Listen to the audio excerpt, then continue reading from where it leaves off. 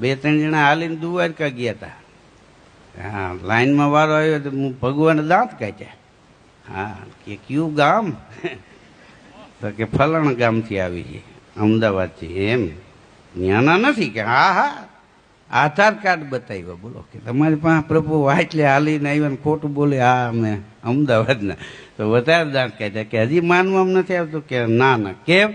તો કે હું તો તમારા ગામમાં છું, ત્યાં તો કોઈ દી જોયા નહીં તમને. ઘણા એના ગામમાં મંદિરે કોઈ દી ન ગયા હોય. બોલો.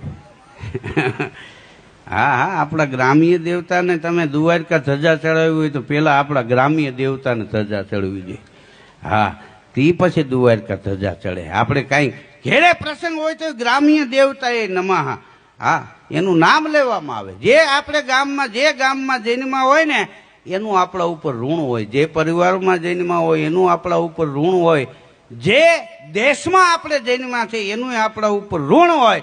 આ ઋણ ઉતારવાનો પ્રયત્ન કરવો, ઉતરે નહીં કાંઈ નહીં, પણ ગાંઠનું વધારે થઈ જાય એવું ન કરવું.